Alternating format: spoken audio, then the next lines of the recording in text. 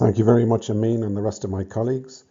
Looking forward to the discussion that we're going to have about nutritional strategies to enhance the genetic potential of hyaline brown.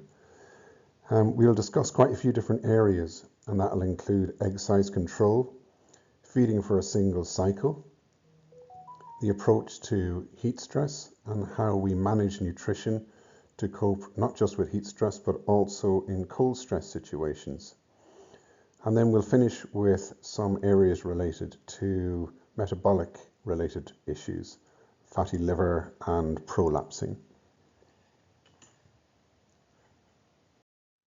First of all, we'd like to give some background to the genetic evolution of hyaline lines. The graph on the right hand side shows hyaline brown historic performance, the average hen day percentage production, and this is given over the best part of 40 years. And it shows improvements in not only peak production, but also improvements in persistency. And along with that, we also see improvements in robustness through some of our field testing. In terms of feed efficiency, we see high egg production per feed consumed, but hyaline doesn't select for low feed intake. And as a consequence, we see a slight shift in the change in feed intake behavior. And with that, we find that the bird is able to achieve its target body weight that little bit easier. So we need to pay attention to how the bird is growing in the rearing period and that flocks do not become overweight. Along with that, we need to be aware of egg weight development and make sure that we're controlling egg weight. So along with body weight, and egg weight, we need to be careful and we need to make sure that we are managing the bird within that context. We can see that egg weight has developed over the similar time period, and egg weight at the early part of lay and also at the end of the laying period. And we can see that there's been a shift towards an increase in egg size at the beginning and then a slight lowering of egg weight then towards the end of lay. So we can see that egg weight can be achieved quite easily early on in lay, and then that egg weight development tends to plateau through the rest of the laying period. So I think that's important, as that if we're aiming to try to achieve a specific target egg weight, we need to be mindful of what our target egg weight is right from the very beginning of the laying period and keeping an eye out for how that egg weight develops. And there are practical implications in terms of looking to try to achieve high egg numbers, or whether we're looking to try to achieve a higher egg weight. And this applies where we have got different types of contract systems. And this is a good example of two different types of contract systems within Europe. One provides a specific payment based on the different grades, the different sizes of eggs. And the other one then just gives a flat rate of payment across all egg sizes. So it's what we would probably call an all egg contract. One has got very different objectives relative to the other. And it's important that we not only manage the birds differently, but we also feed the birds differently in order to try to achieve the objectives for those two different types of contracts. So this shows the impact of average egg size on egg grades. And it shows in the grey line the proportion of large eggs. And these will change by around about 8 to 9% for every 1 gram change in average egg size. And medium eggs will probably change to a very similar degree.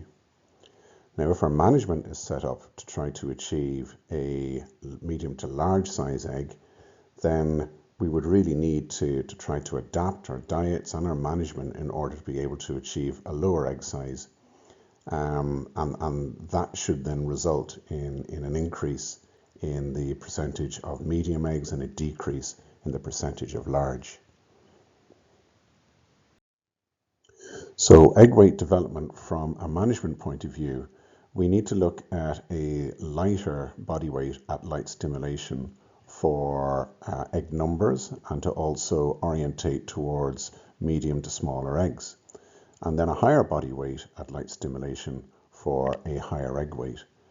And indeed, body weights which are considerably more than that level is likely to stimulate an excessive amount of egg weight development.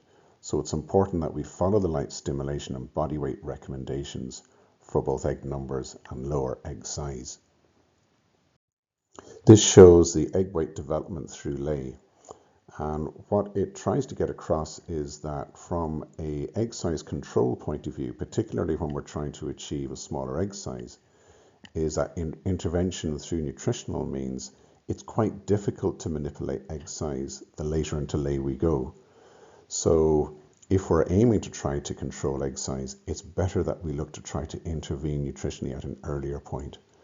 So that the key point here is that it's challenging to control excess egg weight through lay via nutrition. That the best time is at an earlier point in lay. So if we are going to try to manipulate egg size through nutrition, then how do we go about it? Well, one of the most recognized ways of doing this is to try to manipulate the amino acid content of the diet. And to try to show how amino acids impact on egg size, we've taken a look at a range of different trials which explored different methionine and cysteine. So these are the sulfur amino acids and their impact on egg size development. And this is from a range of different breeds. It's not just highline genetics. But what it shows is as the intake of amino acids, in this case sulfur amino acids, by the bird increases, we tend to see a trend towards an increase in egg weight. And that, of course, varies across these different trials, but the overall trend is positive.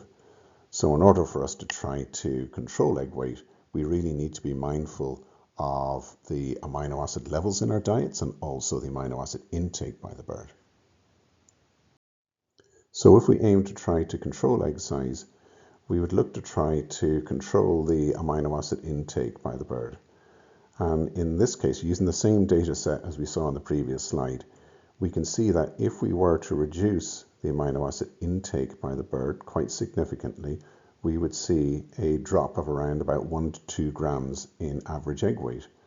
So I would recommend that we avoid overstimulating egg size in the early laying period by providing a slightly lower protein and amino acid density layer 1 diet. And that can be anywhere up to around about a 5% reduction in amino acid density, with also a reduction in sulfur amino acid ratio relative to lysine. And we really do need to consider that being introduced from the beginning of the lay. Like I said previously, if we try to manipulate excess egg size later on in lay through nutritional means, it can be difficult. So it's better for us to be proactive and feed the right density of diet right from the beginning of lay. The linoleic acid content of the diet can also have an impact on egg size, but not to the same degree as the impact of amino acids in my view. So it's important that if we aim to try to have any meaningful impact on egg size, it will take quite a substantial change in linoleic acid levels, and that may impact, of course, on the amount of vegetable oil that we can add to the diets. Vegetable oils being quite significant contributors of linoleic acid to the diet.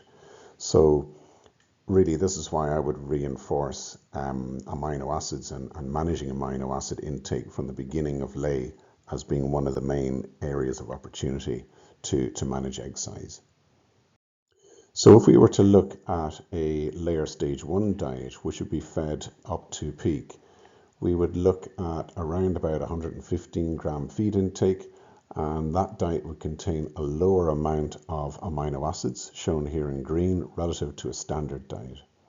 We'd see a lower amount of crude protein, but a very similar energy density to a standard layer 1.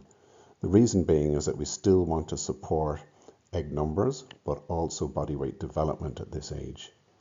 Linoleic acid content could be reduced, but only slightly. As I said before, quite difficult to manipulate linoleic acid content in diets without reducing the vegetable fat content of the diet, and as a consequence, energy density.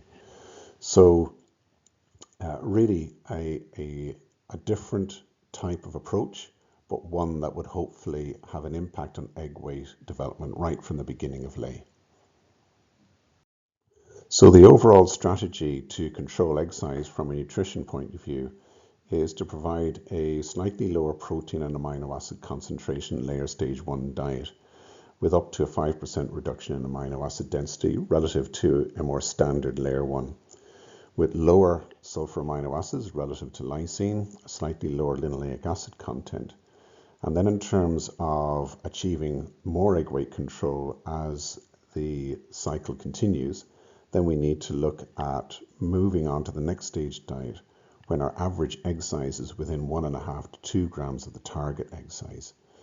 And we'd be looking at a reduction in amino acid content of up to 3 to 4% relative to the layer 1 diet. Another area that we wanted to talk about today was nutritional strategies for single cycles. And you'll have heard before that rearing is a very important part of a strategy to try to have a successful laying period. Well, that's particularly important for single cycles. These birds are going to be continuing to lay the whole way through the cycle, and they need the right type of rearing and the right type of body weight and body condition as they reach sexual maturity. Muscling and the amount of conditioning that the birds have acquired over rear is really critical. So it's important that our nutrition is really constructed in a way in rear that aims to support not just body weight but good body condition.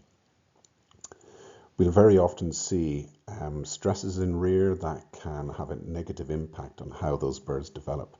So vaccination pressure, environmental stressors, social pressure, they can all impact on body weight gain and condition. So it's important that our diets are constructed in a way to reflect that. And very often when birds are stressed, it can impact on feed intake. And this is important because we mustn't just focus on the nutrient density of the diets. Birds don't eat percentages, they eat quantities of nutrients. So we need to be confident that the feed that we are providing, the density of the feed that we're providing is actually being consumed efficiently. And it's very often an area, in my view, that's overlooked. Lastly, these birds need to have the right nutritional support, not just to achieve the body weight targets, but we know that the correct type of nutrition is going to support the health and the immune system. It's sometimes overlooked that the digestive system of the bird is actually the largest immune organ within the body. And if we get our nutrition right, we can really have a very positive impact on the overall health status of birds as they come into lay. As these birds grow through rear, we expect them to follow a body weight trajectory which is close to our breed recommendations. And the body weight gain shown here in the green curve shows that the body weight gain increases up to around about 7 to 8 weeks of age. From there on, however, we don't like to see our latest genetics acquire too much body weight too aggressively. So it's important that not only are we achieving these early body weights, but we don't allow body weight to become excessive from 12 weeks of age onwards. And we know there are some flocks that can actually grow well above the target body weight profile, and that's not what we're looking for. If these birds are overweight at sexual maturity, it's more likely they're going to be predisposed towards laying a larger egg, which in most markets that we're talking to today don't particularly want. But we can also have birds that become over-conditioned, perhaps have too much fat deposition, and this can have a negative impact on overall production through the rest of lay. So we really want to try to avoid this. We want to make sure we achieve those early body weights, but thereafter we need to remember to not have birds grow excessively and put on too much gain beyond 10, 11 weeks of age. So how do we manage that body weight through rear? Well, we provide a nutrient specification which should support body weight development, but it's important that we manage the feeding program through rear based on the actual body weights achieved, not necessarily the age that the flock's at. So in our management guides, we actually give a target body weight upon which we expect the flock to achieve at the end of each one of these different feeding periods. Now, there may be circumstances upon which the flock isn't achieving those weights or it's overachieving those weights. And that being the case, we need to be prepared to transition to the next stage diet, either that little bit earlier or a little bit later. In some circumstances, it might be necessary to adjust the nutrient density of the diets. And that might be the case particularly after 10, 11 weeks of age, moving on to the developer diet. It may be necessary to use a lower nutrient density diet. But the key objective is to achieve the body weight standards. That's key. I've mentioned previously how there could be some stresses in rear, and a heavy vaccination program is probably an example of one type of stress that the flock may encounter. Some of these vaccines, they can have a negative impact on feed intake, or there could be a response to vaccines. And that being the case, it's sometimes a good idea to use a higher density diet in rear in order to try to compensate for that. But don't use it for too long. I certainly know that using fortified diets, or what I would call stress diets, in breeding flocks in rear can be very useful to get flocks back on track after such a stress. But don't use for too long, because we don't want to overstimulate body weight either. But certainly these are the kind of things that we need to look out for. And if we encounter these kind of stresses, then be prepared by having a kind of a stress diet ready to use if it's needed. Flocks can also be impacted upon by various different disease challenges. And I've just given an example here of how E. coli can actually impact on the bird's requirements for different nutrients. And in this case, some amino acids the demand, the requirements for some of those amino acids can increase quite significantly. So again, it's important that if we are encountering these kind of issues, that we've got the right nutrient density diets, and we've got diets that are fortified when necessary to deal with these types of challenges. Fiber is very often spoken about within the context of positive impacts on overall enteric function and health. And it is important, and we need to be mindful of the total level of insoluble fiber that we're adding to diets. Very often layer diets can be up at 3.5%, 4.5% fiber content, and that's probably useful from the point of view of maintaining a good functioning intestinal system. But also higher fiber levels are used in some of the lower density rearing diets. They can contain wheat bran, oat hulls, rice hulls. Some of these materials can contain quite significant levels of insoluble fiber.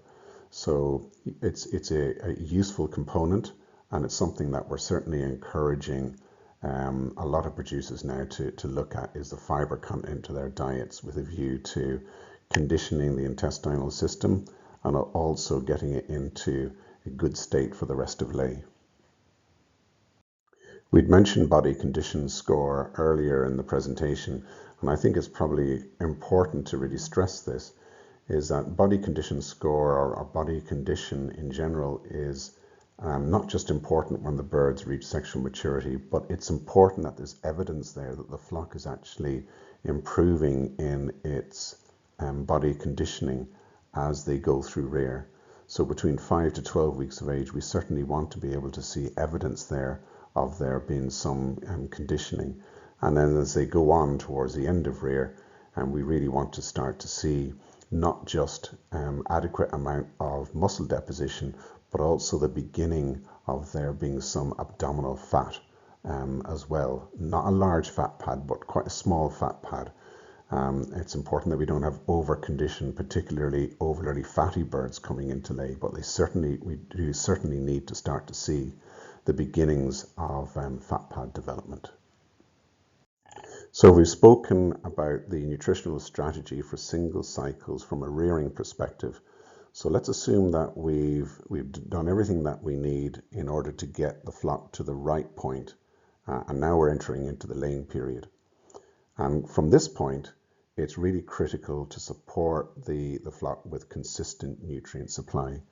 Remember, this flock is not going to be taking a break. And a lot of these flocks are capable of being able to express a very high egg output. And if we cut the bird short in terms of nutrient intake, that's going to impact on the long term. It will catch up on the bird eventually. So we need to make sure that not only are we providing the right nutrients every day, but we're providing it as consistently as possible through the entire laying period. And just to get across the whole concept of just how persistent some individuals can be in terms of their egg output, this is actual recorded eggs laid by one individual bird, and there were several individuals like this that were tested and measured in a trial facility. And this particular individual laid 377 eggs in one clutch. That's without taking a break. So this has really been shown in order to try to get across the concept that right from the beginning of lay, we need to get our nutrition right, and everything else too, but we must get our nutrition right in order that we can support this sequence, this first initial clutch. And it's critical that we don't cut the bird short in nutrients at any point when it is expressing this amount of egg output. So it's just to really, it's a visual reminder of what some individuals are capable of and why it's so important that we get our nutrition right. And we also see a improvement in hyaline brown genetic performance. And in this case, we're looking at hen day percentage performance all the way through to 100 weeks. And we can see even over a 3-year period that there's been increased performance. And that's even more evident in the second half of the laying period. So the modern genetics are capable of being able to express more production, and that's even more evident in the later stages of lay. And we can see a change in the nutritional requirements by flocks that are producing at a higher level to what they were 3 years ago. And this shows the estimated digestible lysine requirement by the latest genetics in red relative to the genetics from 3 years ago. We can see that the amino acid requirements are higher through all of lay, but in particular in the later stages of lay. So we're seeing that increased persistency all the way through to 100 weeks. And that reflects then in terms of the estimated nutritional requirements in that period.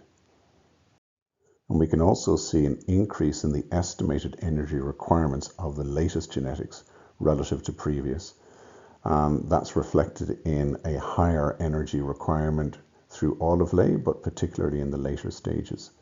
So another interesting point is that because of that ever increasing amount of persistency, it means that the relative change in energy requirement through lay is actually becoming an awful lot more subtle. So we see around about a 6% change in estimated energy need from 40 through to 100 weeks. And if we took that down to kcals per kilogram, that would mean a change of around about 2735 to 2660. So if we have a 5-stage laying program, that would then represent about a 15 kcal reduction in energy density from one diet to the next through lay. It's a minimal change in energy density. And I think this is one of the key features that we need to bear in mind. If we're trying to get birds to perform in a single cycle, we need to make sure that we've got our nutrition right, and in particular energy, and make sure that energy density does not reduce too much at any one time. And for flocks that are persisting as well as this, we really do need to be supporting them with the right energy intake. So we've covered quite a few areas related to nutritional strategies for single cycle. Rearing, we've mentioned a few areas. We've got to maintain the required growth through all stages of rear, manage that program in order for us to be able to achieve that. With our modern genetics, it's that little bit easier to achieve the body weight standards, particularly in the second half of rear. Look out for flocks that are becoming over body weight. We don't want to have birds over condition coming into lay. Specify the laying diets based on the feed intake by the flock and the productive status of the flock. Some of these flocks are capable of producing well above the breed standard. And if that's the case, then we need to be feeding them as such. We need to be feeding them for that additional productivity. And also remember that monitoring body weight and condition is not just important in rear, it's also important in lay. We need to make sure that birds are being kept adequately conditioned, not over conditioned. If they're going to be on a single cycle, they've got to be kept in good prime condition in order for them to persist. Another area we spoke about was heat stress and how do we manage the birds from a nutritional point of view during a heat stress event. Well, it starts with monitoring the feed and also the water consumption of the flock during that hot spell. If we know what the impact of that hot weather, that temperature is on feed intake, then we've got a better understanding as to what we need to do to the nutritional specification of the diet to compensate for that reduction in feed intake. It's a good idea to try to have as accurate a feel for feed intake during that hot weather event. And it's important to try to really understand what the impact is on flock feed intake. And this is an example of feed intake data at different house temperatures from one of our customers. And it's very useful, it's very instructive because it gives us a feel for how their flocks perform in their facilities under their environment. And by knowing that, we've got a much more accurate feel for the degree of reduction in feed intake and how these flocks are responding to different temperatures. And with all of this data, we can then get a much more accurate prediction as to how much we need to adjust our feed density by when we encounter a warm time of year. And we've got a much better strategy that's based on real data in order for us to set our nutrient specifications. So we saw the impact of temperature and feed intake on one farm, but the same customer has got another farm complex and they've recorded feed intake over different temperatures. And that farm has got a lower feed intake across a range of different temperatures. And that's interesting because that suggests that that farm's got a different way of handling temperature, or perhaps they may just have a different type of system. But what it does show, though, is that there are differences in between different farms, maybe in slightly different locations, but even across different houses, they can all have different degrees of impacts on how temperature is handled and what temperatures and levels of stress that the flock encounter.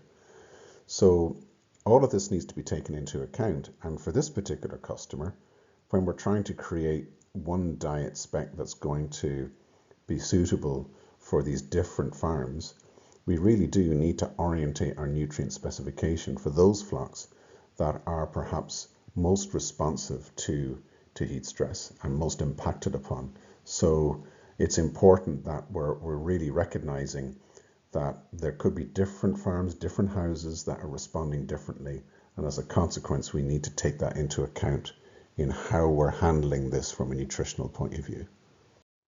So looking at the feed intake data from that worst affected farm, we're able to establish what the relationship is between temperature and feed intake. And over the range of temperatures that they encounter during that warm period of the year, they've been able to establish what the impact is going to be on feed intake. And in this particular situation, the impact on feed intake is really quite significant. It drops by about 10 grams between those two different extremes in temperature. And that's important because that now allows us to set what the nutrient specification of the diets need to be. for this warm period. So what components need to be considered when we're looking at altering the nutrient density of the diets during a heat stress situation? Well, we need to be looking at energy, and also amino acid contents of the diet also need to be increased, along with minerals during a heat stress event. This can impact on how minerals are retained by the bird. So we really do need to consider calcium and phosphorus content of the diets too. There are some vitamins, trace minerals that can be useful to the bird during this type of a stress. There's practical areas as well, flushing the water lines, trying to lower the temperature of the water within the drinkers as much as possible, and increasing the numbers of feeds, particularly during a cooler time of day. That can be really quite useful and very effective. Adding electrolytes to the drinking water, that can increase water intake and been shown to reduce mortality. And then to try to offset any negative impact of temperature and eggshell quality, we can supplement the diet with higher levels of sodium bicarb, but also supplement with trace minerals, preferably in an organic form. We talked about some vitamins, but I think some of the key vitamins to consider are vitamin C, E, and also forms of vitamin D3 that we know are more metabolically active and can be more effective during this type of stress. We talked about feeding during the cooler times of day. Midnight feeding can be very useful in terms of offering the bird feed during the middle of the night, even just for a 1 to 2 hour period. That can increase feed intake quite significantly. And I think it's important that when we do offer feed during the night, that we make sure that we're providing, number one, the right nutrient density, but also the right kind of feed physical format, because we want these birds to be able to consume the feed and as much of it as is possible when they're comfortable. Now, if we've got poor feed physical quality, if we've got a lot of fine components in the feed that the birds don't find palatable or less efficient for the bird to be able to consume, that's going to impact on how effective that midnight feeding is. So we really want to try to aim to make sure that during a heat stress event in general, but also with midnight feeding, we're providing a feed in a really good format that the bird can eat efficiently. So the impact and the support of that approach can really be optimized as much as possible. And what do we mean by a good feed physical quality? Well, we want to see evidence of there being larger components within the diet. An example would be limestone particles providing calcium, which is obviously critical for eggshell formation, but also larger particles of some of the cereal component in the diet too. But we don't want too much of that. We want the majority of our particles between that 1 to 3 millimeter size range. That's where we tend to get the most efficient feed intake. We don't want an excessive amount of fines. Going over 20%, 15 to 20% fine material, that's particles less than 1 millimeter, isn't ideal. What tends to happen is that you get birds selecting out large particles, and these smaller particles get left behind, and they tend to accumulate. So they almost block the bird being able to get access to its more favored particle size. Another point to consider is that within these fine particles, we do tend to get a higher proportion of some of the vitamins, trace minerals, an awful lot of the nutritional goodies that are very important to support the bird during that stress. So having a homogeneous diet is so critical, but during a heat stress event, it is even more so, because we really do need to try to support efficient feed intake. And we need to try to support that intake as much as is possible throughout the day and during the midnight feeding period too. So what type of changes might we expect to see from a compositional point of view for a diet which is designed for a higher temperature situation? Well, on the right-hand side, we've got the composition of a diet which would be more suited to a heat stress event, allowing for depression in feed intake of around about 5 grams This would be at the peak of lay.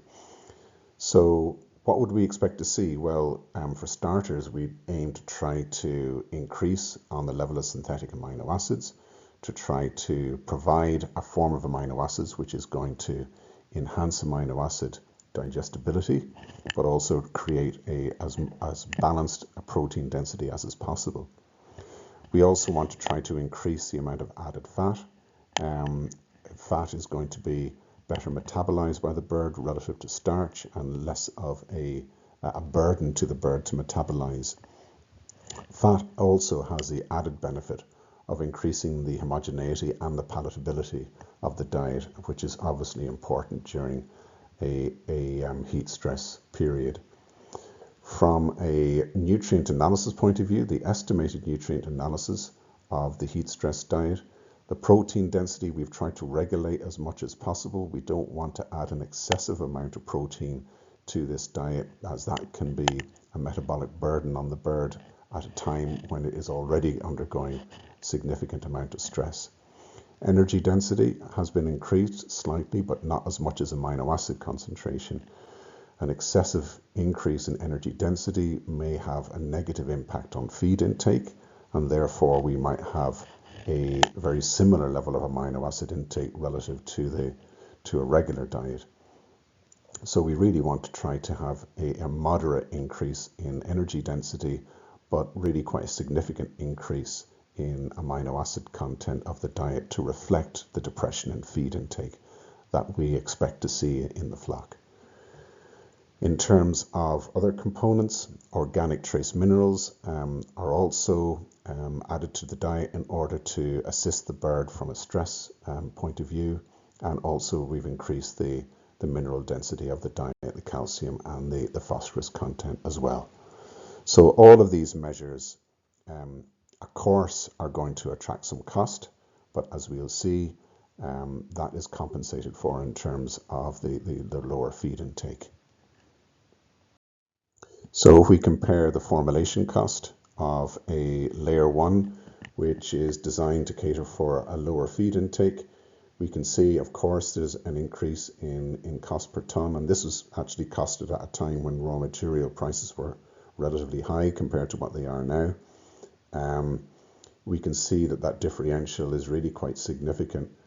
But what we have to bear in mind is that we are seeing a depression in feed intake. So that increase in cost is almost completely offset by the reduction in feed intake that we see with that higher temperature. So really it's a decision. Do we aim to try to support the bird during that heat stress event with a change in nutrient density, which will involve more cost per ton, but in the long run will not only support the bird in terms of productivity during that warm period, but will also support the bird in the long term as well. So it's less likely to have been impacted upon by that heat stress event, given the right type of adjustments in its diet. So we talked a little bit about vitamins and trace minerals. I think some of the key components are perhaps worth focusing on. Some of the B vitamins and antioxidants, these can be beneficial to the birds during a heat stress condition. But I would particularly underline vitamin C. I think that's been proven to have been very useful, and supplemented through the diet, I think can be quite cost effective, but also effective from the point of view of supporting the bird during high temperatures. Betaine is often spoken about in different contexts, and can very often be associated with improvements in performance and sometimes eggshell quality. And from a heat stress point of view, I think it's probably quite useful, more for its osmotic properties. It's an osmoregulator, and I think it can help the bird to try to regulate electrolyte balance during a heat stress event. So generally, I think it's probably worth looking at supplementation of betaine in warm weather. So what are the main points for a heat stress approach? One of the key things I think is be prepared, and very often we're not prepared. Have a summer diet, have a summer formulation ready, costed, with all of the ingredients that you need ready in the feed mill, so that we are ready for that first heat stress event. Remember, when the birds first encounter heat stress, that's when they're most impacted upon. So if we introduce a heat stress diet 1 week or 2 weeks after the beginning of those high temperatures, the chances is that we're probably not having as much of an impact as we really could have had. So this is why I really like some of the work that some of our customers have done in predicting what the impact of different temperatures are going to have on feed intake, because they know when the warm season comes, they know what they need to have ready at that time of year, and they understand the nutrient spec that they need to. The diet, they need to include as many of the approaches that we've discussed, and perhaps more, but of course affordability is key. Measure and understand feed intake, and once we know that, we can go a long way to understanding what kind of diet we need to feed. Do not underestimate feed form. I think it's very much underestimated in terms of its impact on feed intake and sustaining good feeding behavior and efficient feeding during stress events. And feed management, don't forget those tricks that we'd mentioned. Make sure there's adequate amount of feed, get the feed circulated more often, and if needed, provide feed during the middle of the night, midnight feeding. I think a combination of all of these approaches really can make a difference. So please give this some thought. We've talked about heat stress, and I know one of the concerns from the region is cold stress. Now, it's probably key to understand that lower temperatures are definitely going to demand higher energy requirements, so the birds' maintenance requirements are going to increase. But birds should be able to increase their feed intake to compensate for colder conditions. But we need to make sure that we've got sufficient access to the feed, and that feed is in a format that bird can consume easily as well. So here we can see and quantify the impact of different temperatures on the estimated energy requirements by the bird.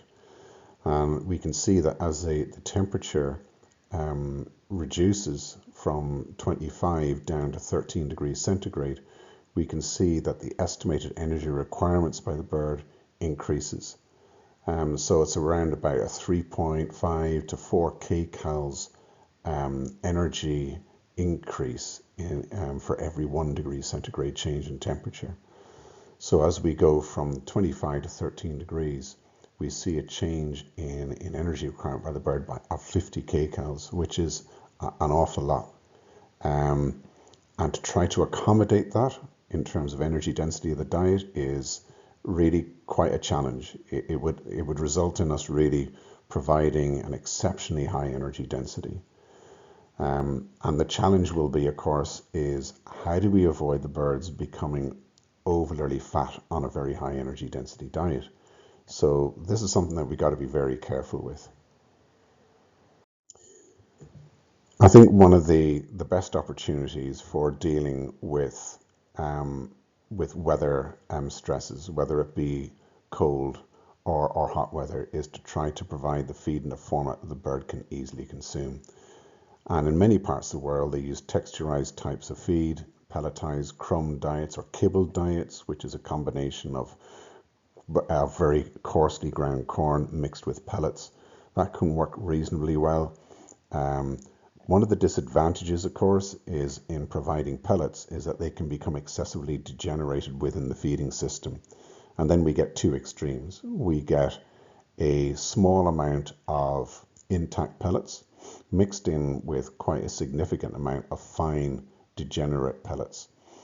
And as a consequence, then we end up with dominant birds in cage systems that are consuming the more preferred pellets, and then the subordinate birds then being left with an awful lot of the fine particles. We end up then with some birds that are becoming over-conditioned, and then other birds that are relatively under-conditioned, and as a consequence, we can see complications in both of those scenarios.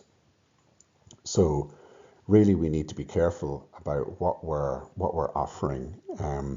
Make sure that if we do provide crumbs or pellets, that they are uniform and homogeneous as possible. So they need to be really good quality in order to be able to provide a consistent feed format in front of the birds. And then this leads on to another topic, which was concerns related to fatty liver. In this case, we're seeing images of fatty liver hemorrhagic syndrome, and that's characterized by abdominal fat depots with very large blood clots present around about the liver, and with an excessive amount of fat deposition around the abdominal area. This is a lot to do with oversupplying energy in the laying period, and this is important because I hear that energy densities in some parts of the region can be very high, well in excess of what's recommended. And one of the signs of excessive amount of energy provision is complications with the liver. And this can be avoided by just making sure that we're providing the correct level of energy to the bird, but also making sure that we've got all the right type of components of the diet that help the bird to metabolize that energy. And perhaps most important within that would be choline, making sure that we got adequate level of choline supplementation in the diets. It can be useful to monitor liver condition, and this can be done on a very large sample size at the end of the flock. And if we do conduct this kind of assessment, we can then score the condition of the livers, and there's quite a well-recognized scoring system for liver condition. And if we do that, we can then start to get a feel for how many individuals are not just showing full clinical fatty liver hemorrhagic syndrome, but there may be others that are showing signs of the beginning of the condition. And these birds are probably not likely to have been the best performing birds within the flock. So it's worth investing time and trying to establish what kind of level of fatty liver issues that we're seeing within the flock. And it has minimal cost consequence by doing this at the end of the flock.